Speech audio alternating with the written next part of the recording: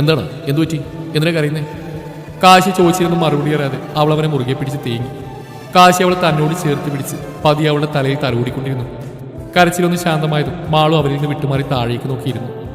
എന്താ പറ്റിയത് മാളു? കാശിയുടെ സ്വരം പതിവിലും ശാന്തമായിരുന്നു. അത് പെട്ടെന്ന് പഴയതെല്ലാം ഓർത്തപ്പോൾ അവൾ തപ്പിത്തടഞ്ഞുകൊണ്ട് പറഞ്ഞു. നീ ഇന്ന് കിച്ചുവിനെ കണ്ടിരുന്നോ? കാശി ചോദിച്ചിട്ട് അവൾ ഞെട്ടി അവനെ നോക്കി. തന്റെ മനസ്സിലുള്ളതൊക്കെ എങ്ങനെ അവന് മനസ്സിലാവുന്നതായിരുന്നു അവൾ അപ്പോൾ ചിന്തിച്ച്. അവൾ കാശിയെ തന്നെ നോക്കിയിരിക്കുന്നുണ്ട്. അവൻ എന്താണെന്ന് പുരികം മുഖി ചോദിച്ചു. ഒന്നുമില്ല, ഞാൻ അയാളെ കണ്ടെത്തെങ്ങനെ മനസ്സിലായി?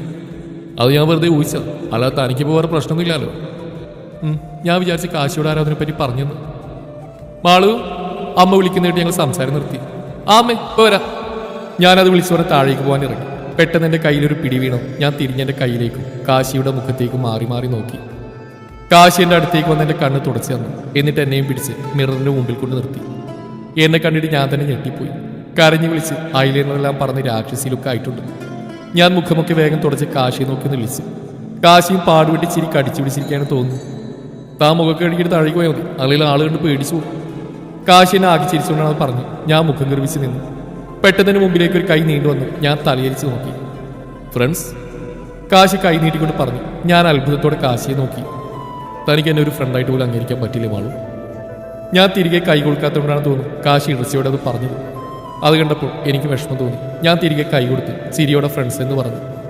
താൻ എന്നെ ഒരു നല്ല സുഹൃത്തായിട്ട് കാണുന്നു കരുതുന്നു. എന്തായാലും ഇതുവരെ ഒരു ഭർത്താവിൻ്റെ സ്ഥാനം താൻ എനിക്ക് നൽകിയിട്ടില്ലെന്ന് എനിക്കറിയാം. അതിനെന്തായാലും സമയമെടുക്കും. അതുവരെ ഞാൻ കാത്തിരുന്നോളൂ. നമ്മൾ ഇതുവരെ പരസ്പരം മനസ്സിലാക്കിയിട്ടില്ല.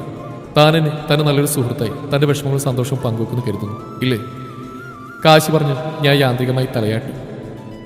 കാശിയുടെ മുഖത്തെ സന്തോഷം കണ്ടിട്ട് എൻ്റെ മനസ്സ് നിറഞ്ഞു. ഇങ്ങനെ ഇത്ര പാവമായിരുന്നു, ഞാൻ ഓർക്കാതിരുന്നില്ല. താൻ വേഗം താഴോട്ടില്ലു. നിന്നെ കണ്ടില്ലെങ്കിൽ അമ്മേനെ ഇങ്ങോട്ട് വരും കേട്ടോ. അമ്മേനെ വിളിച്ചിട്ട് കുറച്ചു നേരമായി. ഞാൻ വേഗം മുഖം കഴുകി അമ്മയുടെ അടുത്തേക്ക് ചെന്നു. അമ്മയുടെ അടുത്ത് ചെന്നപ്പോൾ അവിയോ അക്കുവോ അമ്മയോ എല്ലാവരും കൂടി ഇരുന്ന് അവിടെയൊക്കെ ചെറുപ്പത്തിൽ ആൽബം നോക്കിക്കൊണ്ടിരിക്കുകയാണ്. എന്നെ കണ്ടപ്പോഴേക്കും അവരെ അടുത്തിന്ന് വിളിച്ച് എന്നെ പിടിച്ച് അവരുടെ കൂടെ ഇരുത്തി. അമ്മ അവിടേക്ക് ഓരോ കാലത്തെയും ഫോട്ടോസ് കാണിച്ചു തന്നു. അവർ രണ്ടുപേരെയും ചെറുപ്പത്തിൽ കാണാൻ ഇതിലൊരു രസമുണ്ട്. ടിൻസായോണ്ട് ഒരേപോലെയുള്ള ഡ്രസ്സ് കളർ കോഡായിരുന്നു പല ഫോട്ടോയിലും രണ്ടെണ്ണത്തിനും. ഞാൻ അവരുടെ ഫോട്ടോയൊക്കെ കണ്ടെടുക്കാതെ നോക്കിയിരുന്നു. ഒരു ഫോട്ടോയിൽ അവർ രണ്ടുപേരും ഡ്രസ്സില്ലാതെ കമിഴ്ന്ന് കിടക്കുന്നതായിരുന്നു. ഏകദേശം 1.5 വയസ്സ് പ്രായം കാണുന്നതാണ് ആ ഫോട്ടോ കണ്ടിട്ട് അമ്മ പറഞ്ഞു. അതുകൊണ്ട് ഞാൻ അവർ രണ്ടാളെയും കളിയാക്കി. അമ്മയും എൻ്റെ കൂടെ കൂടി. അത് കണ്ടപ്പോൾ രണ്ട് മുഖം വീർപ്പിച്ചിരിപ്പായി. പിന്നെ ഇക്കിളിയായി രണ്ടിനെയും ചിരിപ്പിച്ചു. അവർ തിരിച്ചെന്നെയും.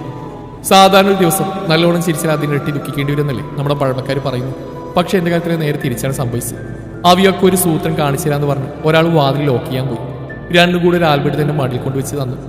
രണ്ടിൻ്റെയും മുഖത്തൊരു കള്ളച്ചിരിയുണ്ട്. ഞാൻ അമ്മയുടെ മുഖത്തേക്ക് നോക്കിയപ്പോൾ അവിടെയോ അതേ ഭാവം. ഞാൻ എന്താണെന്ന് അറിയാൻ മേലെ ആൽബം തുറന്നു നോക്കി. ഫസ്റ്റ് പേജിൽ തന്നെ 1 വയസ്സൊക്കെ പ്രായം തോന്നിക്കുന്ന ഒരു കുഞ്ഞിൻ്റെ ഫോട്ടോ. ആ കുഞ്ഞിക്കണ്ണുകൾ കണ്ടപ്പോൾ തന്നെ എനിക്ക് മനസ്സിലായി കാശിയാണെന്ന്. പിന്നെയുള്ളത് കുഞ്ഞിപ്പല്ല് എളിച്ച് കാണിക്കുന്ന ഫോട്ടോ, കൂട്ടത്തിലൊരു കുഞ്ഞു നുണക്കുഴിയും. എന്തോ ആ ഫോട്ടോ എനിക്ക് നന്നായിട്ട് ഇഷ്ടപ്പെട്ടു. ഞാൻ കുറേ നേരം ആ ഫോട്ടോ നോക്കിയിരുന്നു. പിന്നെയുള്ളതൊക്കെ കുറച്ച് വലുതായപ്പോഴുള്ള ഫോട്ടോയാണ്. പൂച്ചക്കുഞ്ഞിനെ തൂക്കിയെടുത്ത് കൊണ്ടുവരുന്ന ഫോട്ടോയും കയ്യിൽ വടിയും പിടിച്ചെടുക്കുന്ന ഫോട്ടോയൊക്കെ. ആള് പണ്ടേ ഒരു കുഞ്ഞ് റൗഡി തന്നെ ആയിരുന്നു. പിന്നെയുള്ള ഫോട്ടോ കണ്ടിട്ടാണ് ഞാൻ ശ്വാസം പോലും എടുക്കാതെ ചിരിക്കാൻ തുടങ്ങിയത്. വഞ്ചിപ്പാടിന്റെ കോമ്പിനേഷൻ എടുത്താണ് തോന്നുന്നു. കൊമ്പമീശയൊക്കെ വരച്ച് വീരപ്പ ലുക്കിൽ തലയിൽ തോർത്തും കെട്ടി നിൽക്കുന്നു. വെറുതെ നിൽക്കുന്നല്ല, മുന്നിലുള്ള പേരിന്റെ താടിയിൽ പിടിച്ചുകൊണ്ട് റൊമാൻറ്റിക് ലുക്കിലാണ് പുള്ളി. ഞാൻ ഇരുന്നും കിടന്നും ചിരിച്ചു. കോളിംഗ് ബെല്ല് മുഴങ്ങിയപ്പോഴാണ് ഞങ്ങൾ ചിരി നിർത്തി എഴുന്നേറ്റത്. അവർ വേഗം ആൽബൊക്കെ എടുത്ത് അലമാരിൽ വെച്ചു. ഞങ്ങൾ ചെന്ന് നോക്കിയപ്പോൾ അച്ഛനാണ്. അമ്മ പിന്നെ അച്ഛൻ്റെ കൂടെ പോയി. ഞാൻ അവിയെയും വിളിച്ച് അടുക്കളയിലേക്ക് ചെന്ന് ഫുഡെല്ലാം ഡൈനിങ് ടേബിൾ കൊണ്ട് വെച്ചു. അപ്പോഴേക്കും അച്ഛനും അമ്മയൊക്കെ കഴിക്കാൻ വന്നു. കാശി ആക്കു ചെന്ന് വിളിച്ചുകൊണ്ട് വന്നു. ഫുഡ് കഴിക്കാതിരുന്നപ്പോൾ ഞാൻ വെറുതെ കാശിയുടെ മുഖത്തേക്ക് നോക്കി. അപ്പോൾ എനിക്ക് ആ ഓർമ്മ വന്ന് ആ ഫോട്ടോയാണ്. ആ ഫോട്ടോയിലുള്ള പോലെ ഇങ്ങേരിപ്പോൾ പോസ് ചെയ്തുള്ള അവസ്ഥ ആലോചിച്ച് എനിക്ക് ചിരി അടക്കാനായില്ല. ഞാൻ ചിരി കടിച്ചു പിടിച്ചിരിക്കുന്ന കണ്ടിട്ട് അവി അക്കു എന്താണെന്ന് ആരും കാണാതെ തിരക്കി. ഞാൻ ഫോട്ടോയിൽ നിന്ന് കൈകൊണ്ട് കാണിച്ച് കാശിയുടെ നേരെ വിരൽ ചൂടി കാണിച്ചു കൊടുത്തു. അത് കണ്ടപ്പോൾ അവർക്കും ചിരി വന്നു. അമ്മക്കും അപ്പോൾ ഏകദേശം കാര്യം പിടികിട്ടി. അമ്മ ഞങ്ങളോട് ചിരിക്കരുതെന്ന് ആംഗ്യം കാട്ടി. അത് പറയുമ്പോൾ അമ്മയും ചിരി അടക്കുന്നുണ്ടായിരുന്നു. ഞങ്ങളുടെയൊക്കെ കോപ്രായമൊക്കെ കണ്ട് കാശി അച്ഛൻ അന്തം വിട്ട് നോക്കുന്നുണ്ടായിരുന്നു. അതുകൂടെ കണ്ടപ്പോൾ ഞാൻ ഉറക്കെ ചിരിച്ചു പോയി. കൂടെ അവരും. അച്ഛനും കാശിയൊക്കെ എന്താണെന്ന് ചോദിച്ചെങ്കിലും പിന്നെ പറയാമെന്ന് പറഞ്ഞ അമ്മ ഞങ്ങളെ രക്ഷപ്പെടുത്തി വിട്ടു. അടുക്കളയിൽ കൊതുക്കി റൂമിലേക്ക് ചെല്ലുമ്പോൾ കാശി കൊണ്ട് കട്ടിൽ ചിന്താവിഷ്ടമായി മറന്ന് കിടക്കുന്നു. ഞാനെത്തിയപ്പോൾ വേഗം എഴുന്നേറ്റിരുന്നു. മാളു, നിനക്ക് മറ്റന്നാളത്തെ പ്രത്യേകം എന്താണെന്ന് അറിയോ? എന്താണോ മറ്റന്നാൾ? ഞാൻ കുറെ ആലോചിച്ചിട്ട് കിട്ടായപ്പോൾ ഞാൻ കാശി നോക്കിയില്ലെന്ന് പറഞ്ഞു. മറ്റന്നാൾ വീട് അക്കുവിൻ്റെയും 18ാമത്തെ ബർത്ത്ഡേ ആണ്. അയ്യോ, എനിക്കറിയില്ലായിരുന്നു. എന്നാലും പറഞ്ഞ കാര്യം നാളെ തന്നെ അവർക്കുള്ള ഗിഫ്റ്റ് വാങ്ങണം. കാശി ഗിഫ്റ്റൊക്കെ വാങ്ങിയോ? നോക്കി വെച്ചിട്ടുണ്ട്. എന്താ ഗിഫ്റ്റ് എന്നോട് പറയൂ പ്ലീസ്. ഞാൻ കെഞ്ചി പറഞ്ഞപ്പോൾ ആ ദുഷ്ടനോട് പറയാം, ഞാൻ അവരോട് പറഞ്ഞു കൊടുത്ത് സർപ്രൈസ് പൊളിക്കുന്നു. എന്നാ പറയണ്ട, ഞാൻ അപ്പം കണ്ടോളാം. പിന്നെ നാളെ എനിക്ക് സിദ്ധുവിന് ആഫ്റ്റർ ലീവ് തരും, ഗിഫ്റ്റൊക്കെ വാങ്ങണ്ടേ? ഞാനത് കുറച്ച് വിനീതപാത്രമാണ് ചോദിച്ചത്. അതൊക്കെ തരാം, പക്ഷെ എപ്പോഴും ഇതുപോലെ ഇളവ് പ്രതീക്ഷിക്കരുത്. സമ്മതിച്ചു. അല്ല, നിങ്ങളെന്തോ ഫുഡ് കഴിച്ചുകൊണ്ടെന്ന് ചിരിച്ച് കാശിയായി ചോദിച്ചപ്പോൾ ഞാൻ നെളിച്ചു കാട്ടി. പിന്നെയും ചോദിച്ചപ്പോൾ നിവൃത്തിയില്ലാതെ എനിക്ക് സത്യം പറയേണ്ടി വന്നു. അത് പറയുമ്പോൾ ഞാനും കൂടെ ചിരിച്ചുപോയി. അത് കേട്ടപ്പോൾ തന്നെയുണ്ട് അങ്ങേര് മുഖം ഒരു കൊട്ടയാക്കി വെച്ച് തിരിഞ്ഞു കിടക്കുന്നു. കൂടെ ലൈറ്റ് ഓഫ് ആക്കി കിടക്കുന്ന ഒരു അലച്ചയും വന്നു. സത്യം പറഞ്ഞാൽ കാര്യം എന്താ, അങ്ങേര് ചമ്മി നാറി. അത് തന്നെ. പിറ്റേന്ന് ഞാനും സിദ്ധു ഉച്ചയായപ്പോൾ ലീവ് എടുത്ത് ഗിഫ്റ്റ് വാങ്ങാൻ ഇറങ്ങി.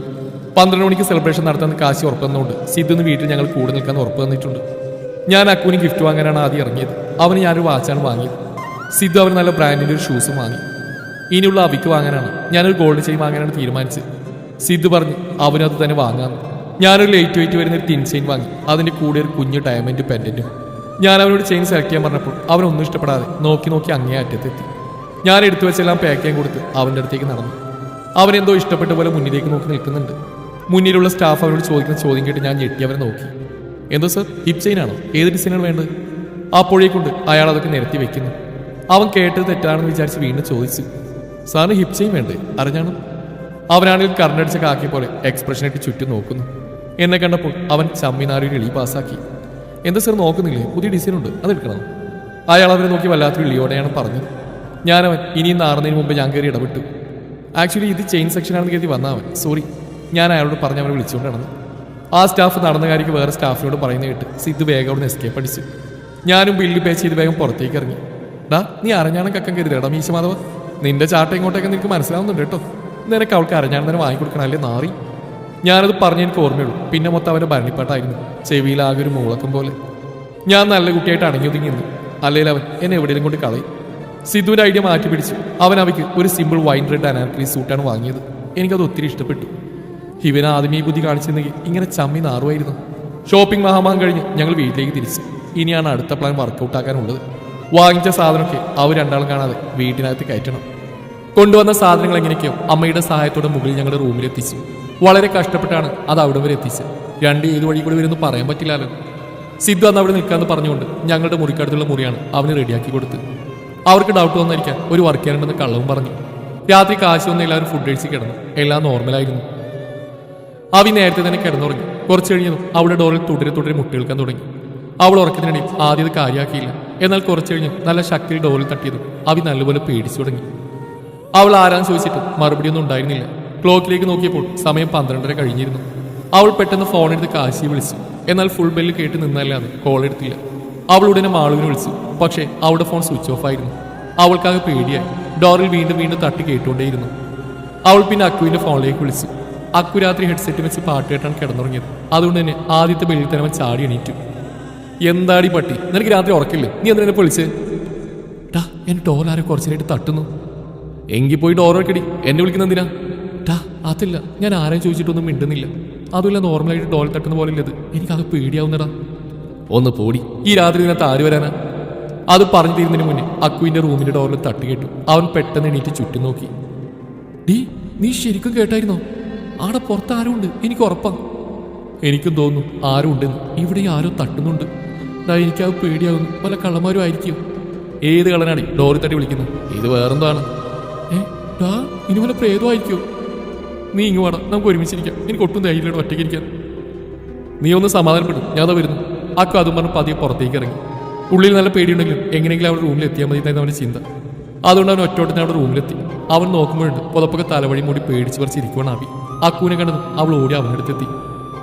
നീ പുറത്തിറങ്ങിയ പാരം കണ്ടായിരുന്നോ? ഇല്ലടി, പുറത്ത് അങ്ങനെ ഒരാളുള്ളതായിട്ട് പോലും തോന്നില്ല.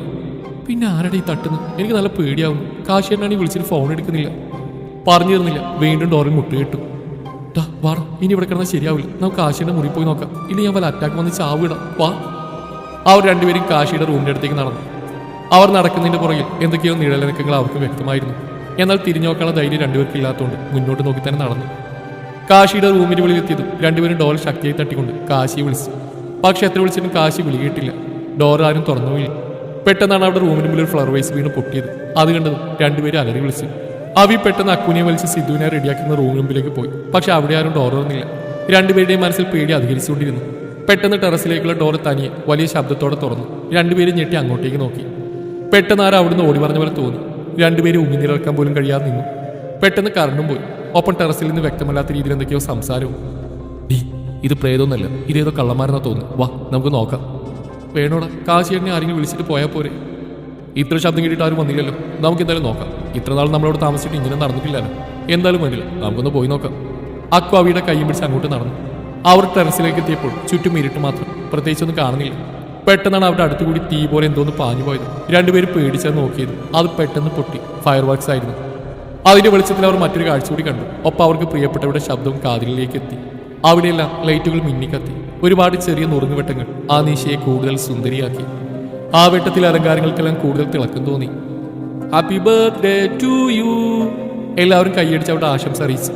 രണ്ടുപേരും വണ്ടറടിച്ച് നിൽക്കുവാണ്. പെട്ടെന്നാണ് രണ്ട് സ്ഥലകാലബോധം ഉണ്ടായത്. അച്ഛനും അമ്മയും കാശിയും മാളും ശ്രീയും വൈഷുവും സിദ്ധുവും ഒക്കെ അവിടെ നിൽപ്പുണ്ട്. അവർക്ക് മുമ്പിലായി റെഡ് ക്ലോത്ത് കൊണ്ട് അലങ്കരിച്ച ടേബിളിന് മുകളിൽ രണ്ട് കേക്ക് ഇരിപ്പുണ്ട്. ചുറ്റും ക്യാൻഡിലും ഹോസ്പിറ്റൽസും. കേക്കിലും ക്യാൻഡിൽസും ഉണ്ട്. രണ്ടുപേരെയും കാശിയും ആളും കൂടി അതിന് മുമ്പിൽ കൊണ്ട് നിർത്തി. രണ്ടുപേരും വളരെ സന്തോഷത്തിലാണ്. അവർ ഇങ്ങനെ ഒരു സർപ്രൈസ് പ്രതീക്ഷിച്ചിരുന്നില്ല. അവർ കേക്ക് മുറിച്ചതും ചുറ്റും പോപ്പറുകളും ബലൂണുകളും പൊട്ടി. ഒപ്പം കോൾഡ് ഫയർ വർക്ക്സും ചുറ്റും.